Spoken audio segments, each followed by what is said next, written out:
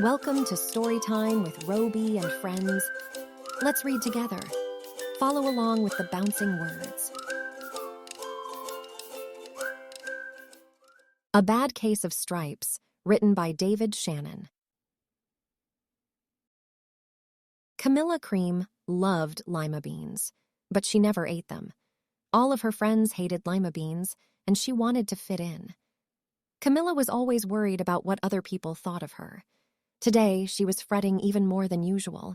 It was the first day of school, and she couldn't decide what to wear. There were so many people to impress. She tried on 42 outfits, but none seemed quite right. She put on a pretty red dress and looked in the mirror. Then she screamed.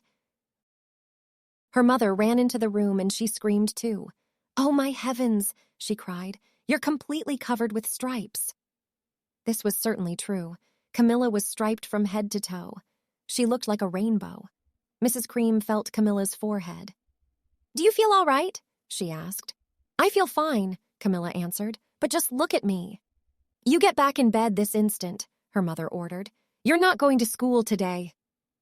Camilla was relieved. She didn't want to miss the first day of school, but she was afraid of what the other kids would say.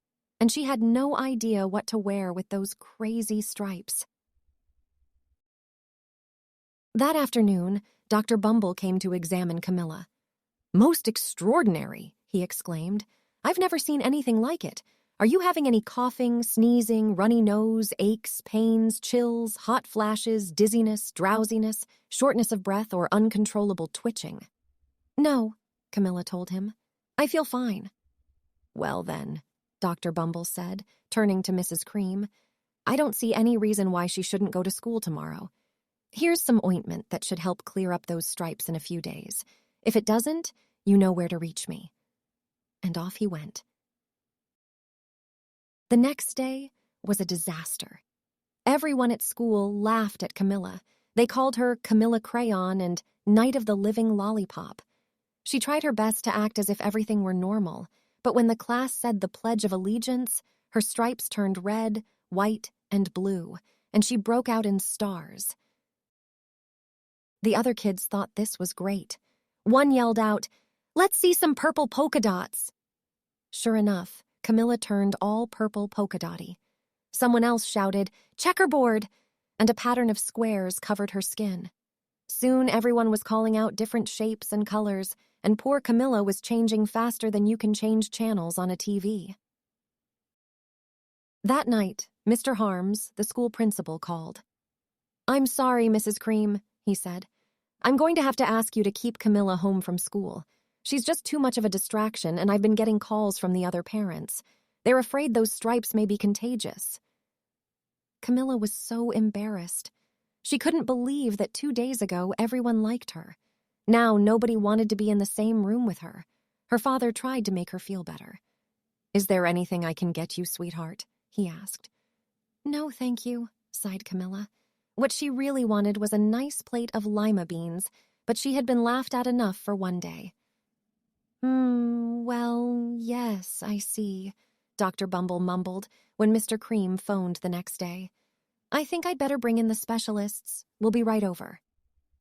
About an hour later, Dr. Bumble arrived with 4 people in long white coats.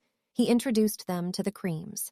"This is Dr. Grop, Dr. Sponge, Dr. Cricket, and Dr. Young." Then the specialists went to work on Camilla. They squeezed and jabbed, tapped and tested. It was very uncomfortable. "Well, it's not the mumps," concluded Dr. Grop. "Or the measles," said Dr. Sponge. "Definitely not chicken pox," put in Dr. Cricket.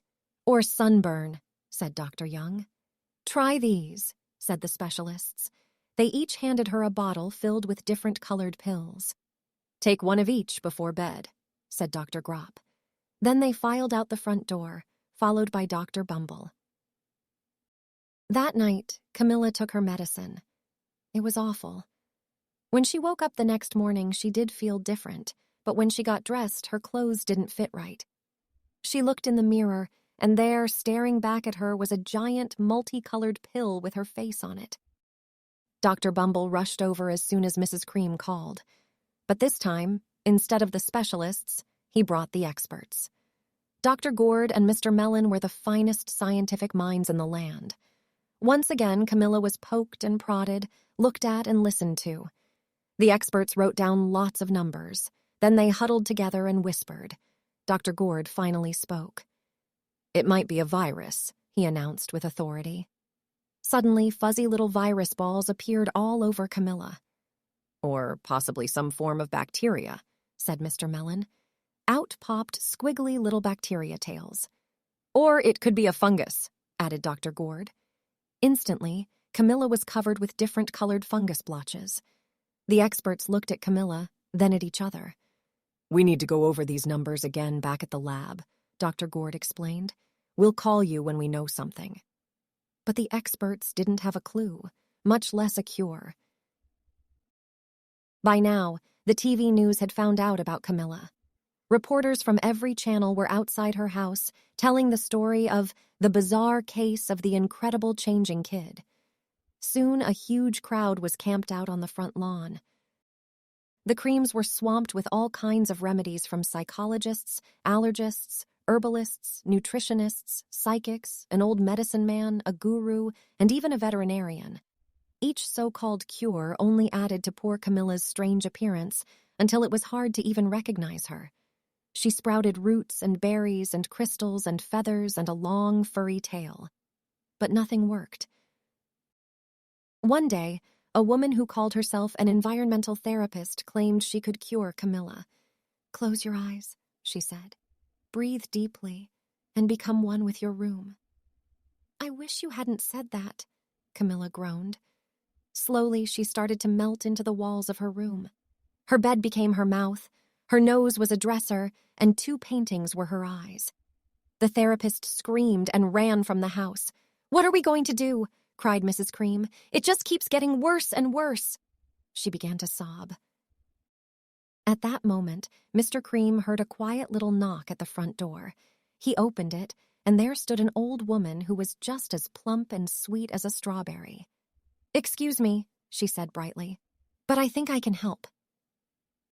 She went into Camilla's room and looked around. "My goodness," she said with a shake of her head.